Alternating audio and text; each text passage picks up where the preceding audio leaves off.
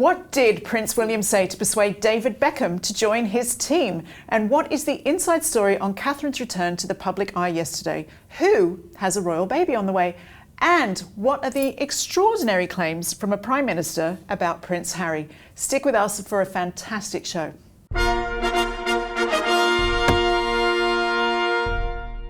Hello and welcome to Palace Confidential. I'm Jo Elvin, and this week my panel includes the Daily Mail's royal editor, Rebecca English, the paper's editor-at-large, Richard Kay, and the paper's diary editor, Richard Eden. What a trio. Welcome to you all. Now, before we get into it, you know me, I just want to remind you to like and subscribe to this program if you don't already. So please click that subscribe button. It costs you nothing, but does guarantee that you will see each new episode of the show and other great royal videos. You will be joining more than 312,000 subscribers. I counted them. While we're at it, please continue to share the show with friends and family and other royal watchers. This makes a difference to us. Do you know I can't get my mum to watch? Shouldn't admit that, should I? But she's like, she loves the royal family. She says, oh yeah, I should watch that. She's still not on the list, but let's get that campaign going. My mum does. Message is over. Now let's get into the royal discussion. Now, Rebecca, obviously the big news overnight, it's fantastic to see Catherine yesterday looking at what was a very moving occasion. Yeah, this dropped out of the blue. I got a message about 5:30 from Kensington Palace saying, look, we're just about to put out these pictures. And obviously it's the first picture we've seen of Catherine at work since she announced that slow and measured return to work. She's done a few engagements, she's been to the ballet, but none of those have been photographed. And what was so lovely about this is that she met, and if we've seen the pictures, had a really emotional meeting with a young girl called Liz, who's only 16, and she is battling a very rare and aggressive form of cancer and has come up with a bucket list. She's a keen photographer and there's a lot of things she wants to cram in whatever time she's got left. And Prince William invited her to take pictures of an investiture he was doing yesterday. And she did, and I've spoken to her and her mum this morning. She had no idea she'd be meeting the couple. She was so chuffed to be doing the pictures, to be honest. And then they said, oh, William will just like to say hello at the end of it. But she got taken into this room where him and Catherine were there. And she spent half an hour with her chatting. And interestingly, her mum told me they didn't talk about their respective cancer treatments because Liz doesn't want to be defined by this. But they did have a shared love of photography. And she said she had the most magical afternoon, described them as the most lovely, the most kind, the most generous couple. It really made her day. I mean, what a wonderful memory. I mean, no one wished that, what she's going through, on anybody, but it's an incredible thing for her to have experienced, isn't it? Yeah, and they just said they were so kind to them. They really were. Yeah. They were royal fans anyway, but she said we are dyed-in-the-wool royal fans now. So. Oh, I love that. Well, Richard, let's talk now about the news that there is another royal baby on the way. Yeah, it's always fun when we have a baby to announce. This is a second child for Princess Beatrice and her husband Edo, or I should say really it's almost like a third child because Princess Beatrice has a stepson, yes. Christopher, who's known as Wolfie, who's 8, and their daughter has just turned 3. So now they have another child on the way, due to be born in the spring. So everyone's delighted about that. Well, we are all excited, but no one quite as excited as the former Duchess of York, Fergie. She put a rather fulsome message out, didn't she, Richard Kay? Yes, I mean, it's a classic Fergie statement, full of gush, excitement, happiness. Purple prose, to be fair. Purple, I'll say. Yes. Yes. What did you make of it? I thought it was just typical Fergie. I mean, listen, the Yorks have had a grim time, and I think this is a bit of happy news for them. I think she's a very good grandmother. I think she's looking forward to having yet another grandchild, and it's another distraction for poor old Prince Andrew. Oh, well, it's always lovely to have a baby news, isn't it? And imagine how shocked we'd be if Fergie put out a really sort of boring, plain statement. You know, this is what we expect from her. We do. She has a childlike quality to herself, didn't she? Her enthusiasm for everything in life. And like you said, I could see her being a real kind of hands-on and fun grandma. I think grandmas are allowed to be excited. Now, but well, more on royal babies a little later in the programme. But before that, let's move on to what is written here, that I am forced to say. Royal babes. See what we did there? I don't write this stuff, I just say it. Rebecca, you were with Prince William yesterday, who was showing off his mechanical skills. And before you tell us about it, we're going to see a short clip. Many times before? Oh, loads of times. This should be a walking park. Not necessarily with quite so much pressure as this. Oh, yeah. It helps, reducing the weight on the tyres. So, tell us about that. Yeah, I was at a garage in West London, a Kia garage in West London with Prince William, and there was a serious point to it. He was going to visit a company called Enzo, who make environmentally friendly tyres for electric vehicles, and they were one of the finalists in last year's Earthshot Prize Awards. And thanks to William, have just secured a massive deal with Uber. But we were told that he might actually try to change a tyre, and he did. And actually, to be fair, the tyre fitter said to me, he clearly knew what he was doing, and William said, oh, I've done it loads of times before, but not with quite this much pressure, because of course what you couldn't see is there was me with my phone, camera crews, reporters with notebooks. I don't think I can change a tyre. Can you change a tyre? I can change a tyre. Can't change a tyre. Yeah. Not very well. I wouldn't necessarily drive my car after I've changed it, which is William made the same joke on Tuesday. So that's what I was doing with Prince William in a garage in West London. So you were in a garage in West London with Prince William because your life is all glamour, but then Prince William was in a helicopter with David Beckham just to show you up. Yeah, I definitely got the wrong pick on of jobs on Tuesday. So we didn't actually know Beckham was coming. So William was unveiling 2 new air ambulance charity helicopters. He's patron of London Air Ambulance. He'd helped fundraise for them, and then David Beckham turned up. And it turns out that Prince William had given him a call last year, I think, and said, look, we need some real help with this fundraising effort. As a London boy born and bred, would you like to get involved? And Beckham did, and actually as a result of their efforts, they smashed the £15 million target they were aiming for. And I think, to kind of put quite slightly serious spin on it, people often ask, what is the point of the monarchy? What do they do? What they achieve? All very valid questions to ask. And in one day we saw 2 very good examples of that they were struggling to raise the money for this life-saving aircraft, and thanks to Prince William and David Beckham they did it. And the tyre company, they've got presumably a multi-million-pound deal with one of the biggest global transport companies there is, and Uber, the boss of Uber, told me they'd never heard of this company until Prince William's Earthshot team put them in touch together. And we call the monarchy soft power, but that's just power, isn't it? It's tangible evidence of what they can do. Yeah. And I think, I understand the criticism, I understand the questions, but I think we really saw demonstrably what the monarchy can do. And what do you think, Richard Kay? Do you think that this kind of alignment with celebrities is a bit of a shift from the way things have been done? Well, it's normally? kind of the way that the King did as Prince of Wales. He recognised many years ago that celebrities had that extra star quality that even members of his own family could no longer match. And he channeled all that as Prince of Wales. And I'm not surprised to see William doing that, because it is a fantastic way to raise money. Royals themselves can't be seen to be indulging in such grubby commercial activities as asking people to put their hands in their pockets. But people like Beckham and others who have got this sort of worldwide celebrity appeal can. And William and David seem to be genuinely these days pals, right? I mean, they've known each other since the Olympic bid at least. Isn't that right? Yes, and they were both involved in trying to secure a World Cup. I think it was back in 2010. Right. That wasn't successful, that bid, but they've certainly stayed in touch. Yeah. Beckham's an ardent royalist. You might remember he queued up 12 hours to file past the Queen's coffin when she was lying in state.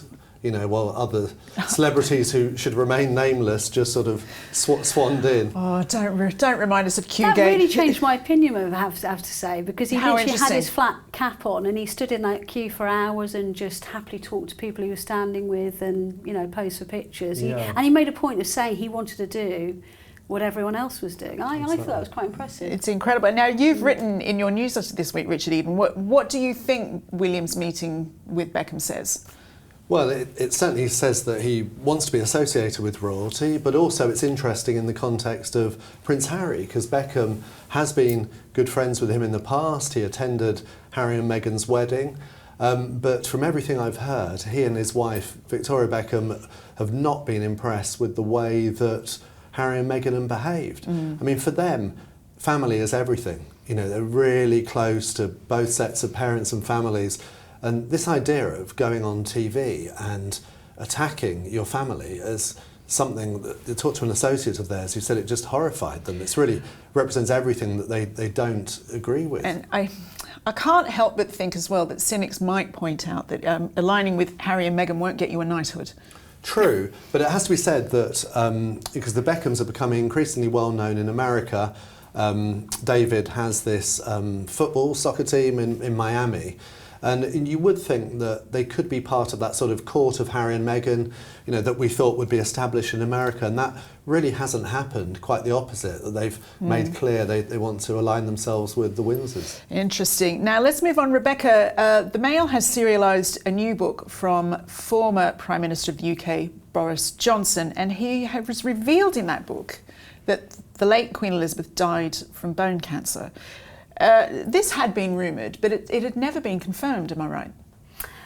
Yeah, it's quite complex, this, and I don't know if I feel entirely comfortable about it, because of course a lot of people have made the point that when she died, her cause of death was old age, which is not uncommon at that age, because, and it happened the same with Duke of Edinburgh, when you get to a great age you have a number of things wrong with you, and any one of those or a combination of those can result in the reasons for your death. And I can't help but think personally, I think a lot of people share the view, if she didn't want it made known and she'd served this country with kind of duty and dignity, does anyone have the right to challenge that? But to be fair to Boris, it wasn't the first time it'd been aired. It'd been spoken about in certain circles for a long while before she died, and I think the first person to actually write it was Giles Brandreth, who is a great friend of the royal family, past and present. He wrote Queen Elizabeth and Prince Philip's biography and was very much liked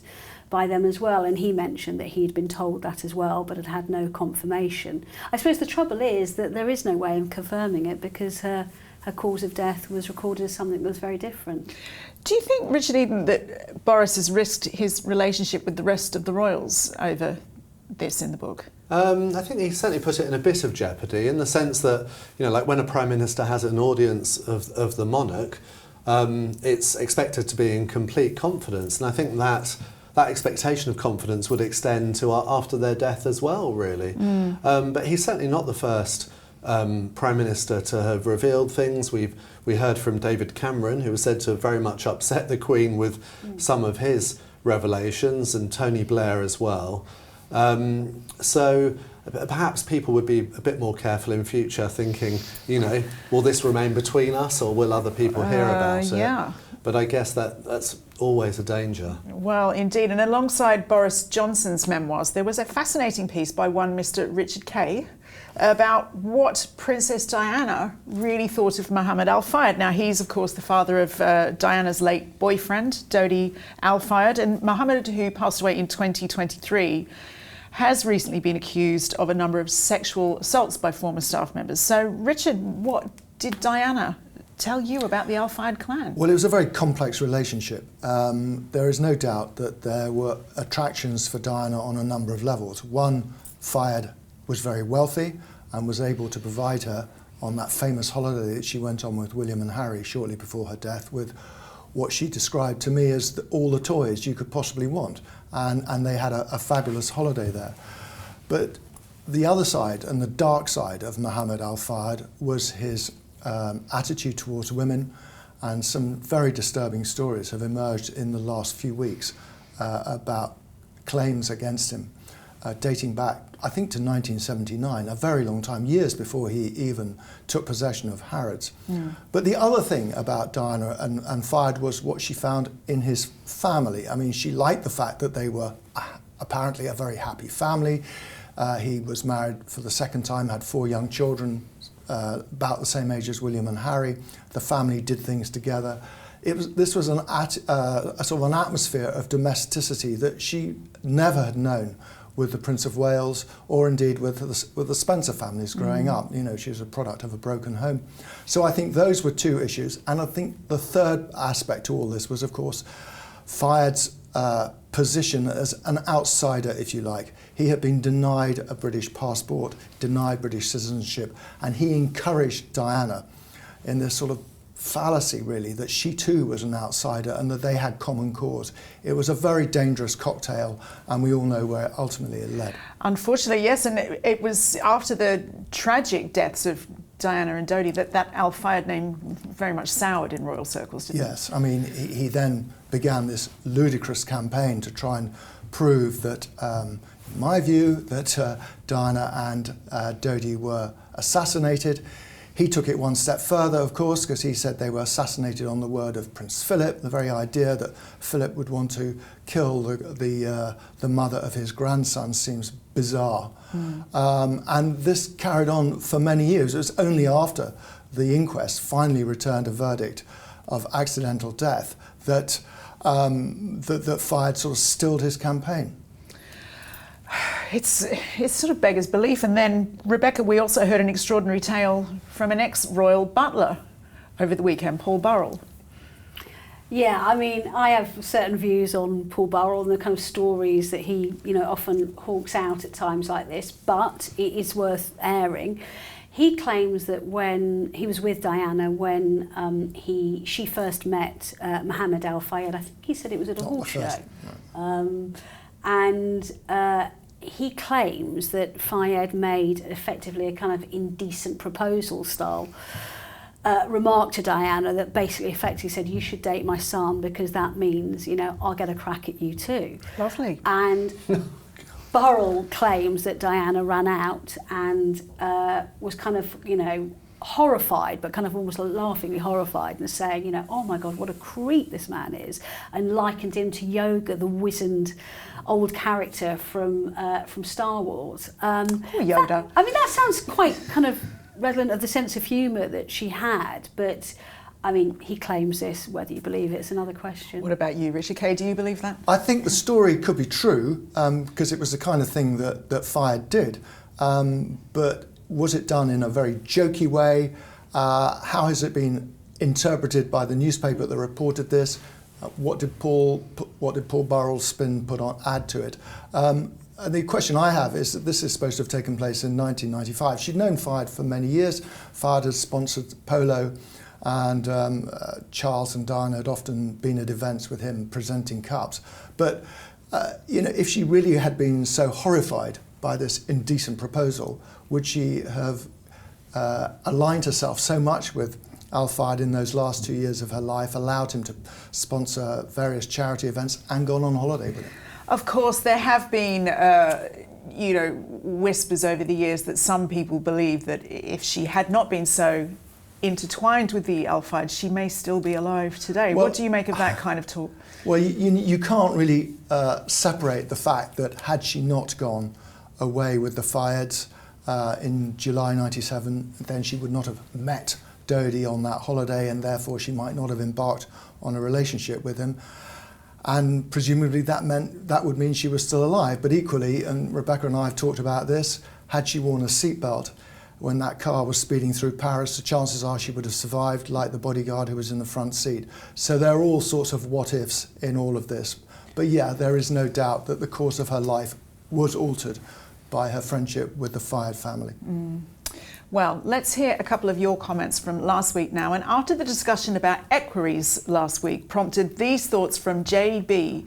Equerries are deliberately chosen for their beauty. They are a reflection of the king or queen's taste. These statuesque men are the epitome of British masculinity and male beauty. Face it, beauty has always been prevalent in every palace in the world. They complement the furniture and excite the eye. JB, just go and have a cold drink of milk and calm down.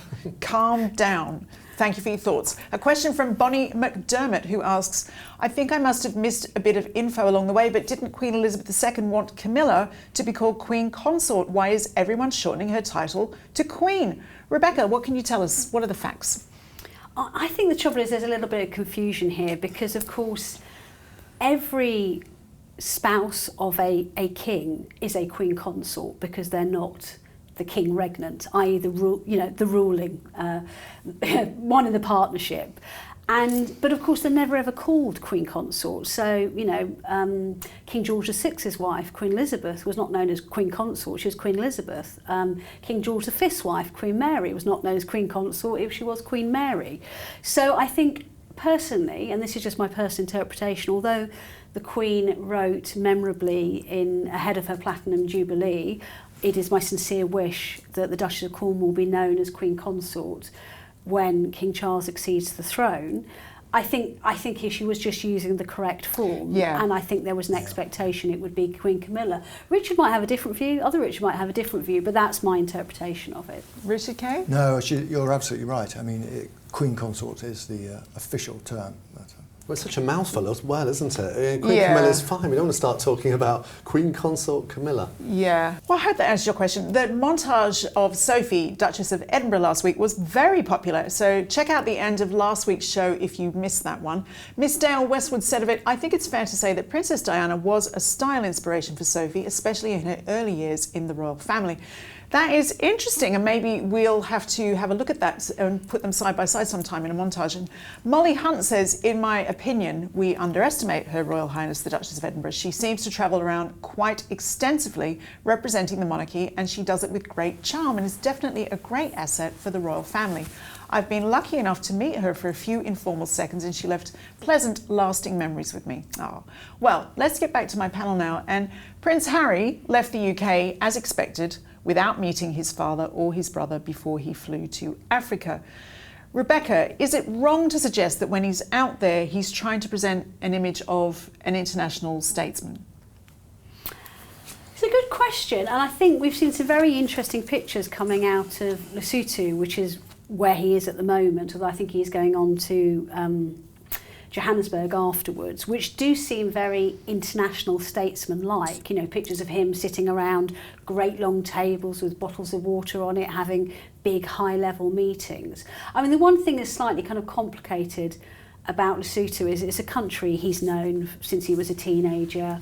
I mean, I've been out there with him twice in previous years. The ruling family, the royal family, are like a second family to him. He calls Prince Seeiso his brother. So it's a slightly kind of intermingled with a very personal element. I tell you what has surprised me is that Meghan hasn't joined him there, because Centre Barley, the charity he set up to help the people of Lesotho, is one of his kind of big personal pet projects, one of his big passions. It's a huge part of his life, and she's never been out there, and it really did surprise me that she hasn't joined him on this trip, because I would have thought he'd want to show her this country. Yeah, and there was speculation that their next royal tour would be to Africa, possibly to Botswana and Lesotho. So, I mean, perhaps that's still to come, another trip. Yeah, might be. I was just surprised, because I thought he'd really want to show the country. Interesting. Now, it also comes at the same time, though, Richard Eden, as we see a video of Harry trying his hand at light entertainment. Oh my goodness! Yeah, not again. This is this is received with such enthusiasm by your good self. This is Harry in a segment the Jimmy Fallon show where he went into a sort of haunted maze, and you see him swearing and shouting and all his reactions. I'm sorry, I missed this. Yeah, I mean, you could sell one, and Joe. It's sort of quite amusing, but. I have this thing that royal family should just not do light entertainment. It never really ends well. We've seen Harry before with James Corden, that was cringe-making. We've seen Meghan, do you remember when she was like squatting down on the Ellen DeGeneres show, I think? Pretending to drink milk, wasn't it? Yeah, that was excruciating. And then if we go back further, we've got... like Prince Edward organising the grand knockout tournament when I was a boy. You were there, weren't you, Richard Kay? It was a memorable day out at Alton Towers. Do tell. Yeah, I want to hear some anecdotes, please. Well, the only takeout from it, of course, was that it was a complete and absolute disaster, a personal disaster for Prince Edward and for the reputation of the wider royal family, because it sort of trivialised them to a degree they hadn't been trivialised at that extent. It was the ultimate example of where the family were heading, and there was a big sort of retrenchment afterwards. But my memory of it, of course, was Edward's sort of capricious mood. I mean, I understand he was very tired and it had been a long day and it rained, but we, the press, were invited to go there, but when we got there, we weren't allowed to see anything. So we hung around, we went on all the rides. I remember having great fun, but we couldn't actually see the event. And so when he then summoned us all at the end of it all, after they'd recorded it for the BBC, he said, well, what did you think?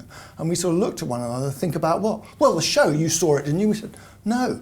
And he sort of picked up his microphone, threw it, well, thanks a lot. Thanks for being so helpful, and stormed out, instantly making a story because of his petulance. I love the fact that this clip that I've seen all these years, and you were there on the other side of, you know, the press conference. So what would your advice to Prince Harry be? When you're a royal, do you have to pick a lane, so to speak? You're a court jester, you're a statesman, you're a royal, what is it? You do have this kind of issue about whether members of the royal family are statesmen. They're not statesmen or stateswomen. They're ceremonial figures. That's all they are. And Harry is treading this very difficult line between celebrity and royalty still. I think Rebecca put her finger on it. You know, he looked very dignified in Lesotho, but it's a country he's got a lot of connection with. Yeah. But back in America, he's trying to still play the royal jester, the Joker, when he goes on these talk shows. And I think his brother would never do anything like that, or if he did, it would be much more controlled. And I suspect that Harry is still desperately searching for some kind of role. I am listening to you, but I also can't shake an image of you spinning around in teacups at Alton Towers now.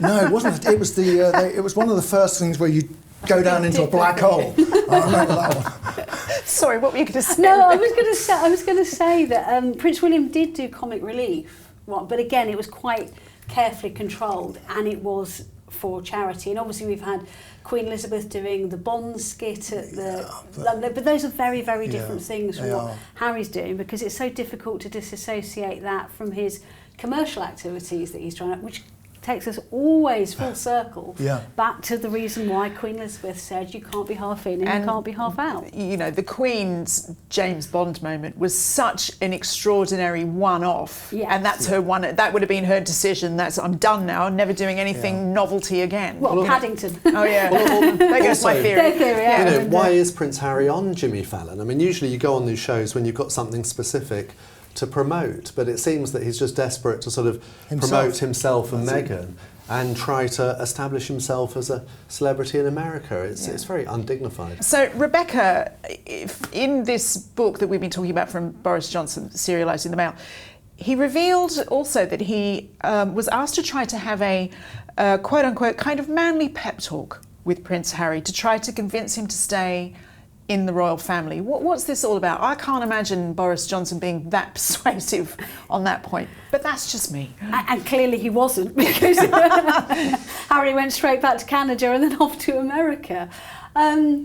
It's a fascinating claim. It was on the front page of the paper, and I mean, they were at this event together. So in January 2020, they were at a UK-Africa summit to try and kind of drum up the links between political, economic, social, all of that, between the UK and the continent of Africa, and they did speak. And he suggests that he was asked to kind of try to do a kind of last-ditch attempt, as you say. You describe it as a manly pep talk, which is a very Boris phrase, what was involved in that. Which I can imagine. Don't do it, Harry. I can imagine is him saying, look, think very carefully about what you're to do. There is a good future here for you. You're a valued member of the royal family, and that, you know, there's good work you can do here. And he says it lasted for 20 minutes, but it didn't make any impression on Harry because he didn't mention it in his autobiography. That's a very good point. Is it normal to have prime ministers meddling in such affairs, Richard? Prime ministers are usually incredibly wary of meddling in royal affairs, but of course some of them do.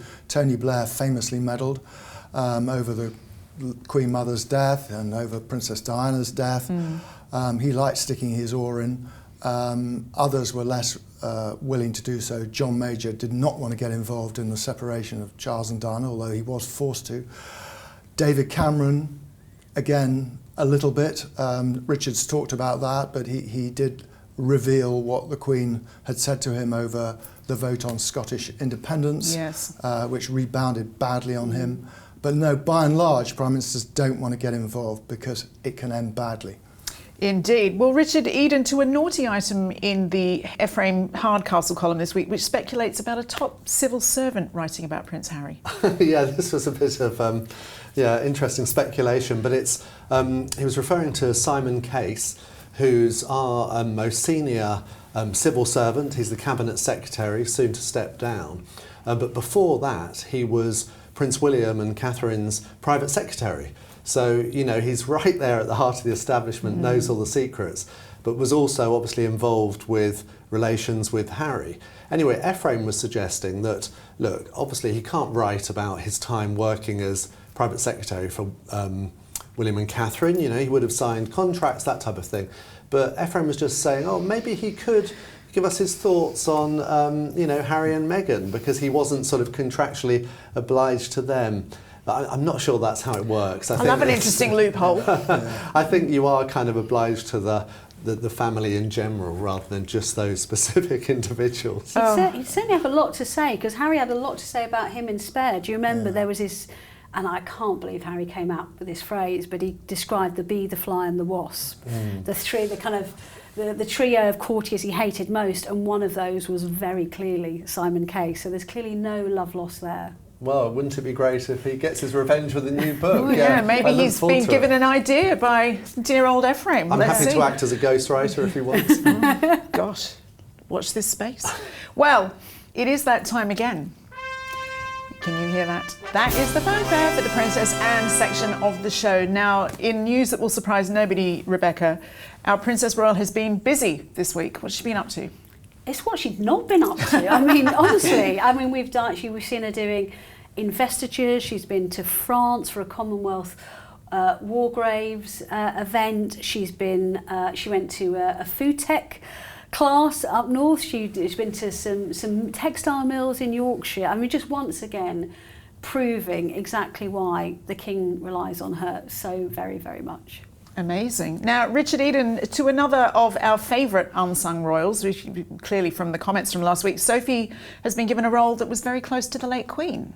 Yeah, I was delighted to see this. The Duchess of Edinburgh has become the new patron of girl guiding in the UK. It was previously Queen Elizabeth, and it was something very close to her heart. She was a guide herself. Do tweens still like girl guiding? I'm out of touch. I think so. It's as popular as ever, and certainly in the Boy Scouts is. Yeah, I mean, usually the problem is getting enough adults to act as volunteers. There's a queue of girls wanting to join. But I think it's King Charles recognising what an important part Sophie can play, and giving her this role so much that was associated with the Queen, I think is really important. And for the girl guiding, it shows the importance of having those sort of royal patronages. Well, and we do know that the Queen adored Sophie, don't we? Yeah, and I wrote this story for Mail Online yesterday and made the point that the Queen took the patronage back in the 50s, and she'd actually been a guide and arranger herself.